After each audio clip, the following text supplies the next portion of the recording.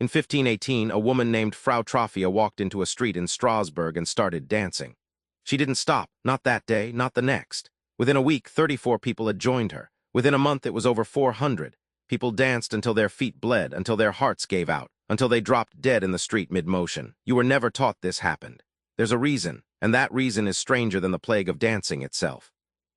Strasbourg in the summer of 1518 was a city already on its knees. Famine had gutted the region for years. Smallpox and syphilis were tearing through the population. The Holy Roman Empire was fraying at the edges, and Strasbourg sat right in the crossfire of a continent about to split apart over Martin Luther's ideas.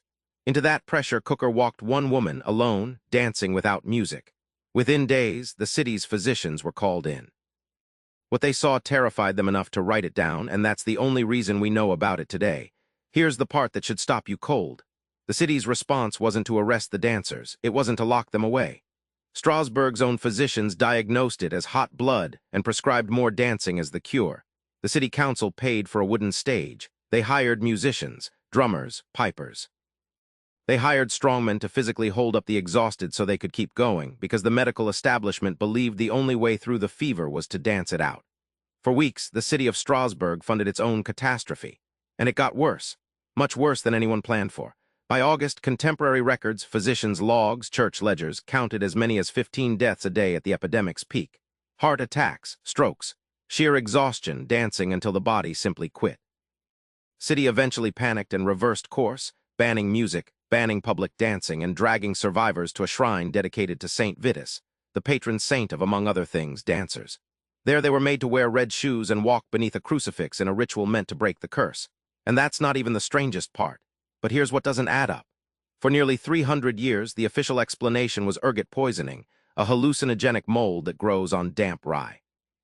Neat, tidy, case closed in most textbooks that even mention it, except ergot poisoning constricts blood vessels. It doesn't produce coordinated, sustained, weeks-long group choreography. It kills you fast, or it doesn't move your limbs at all.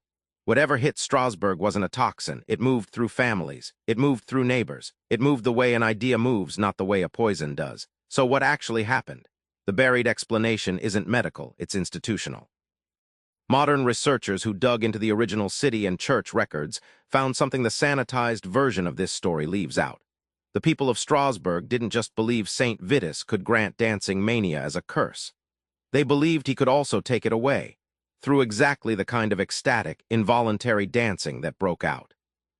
It was a stress response, sealed inside a shared religious framework so specific, so widely believed, that entire households could break down into it together under famine and disease.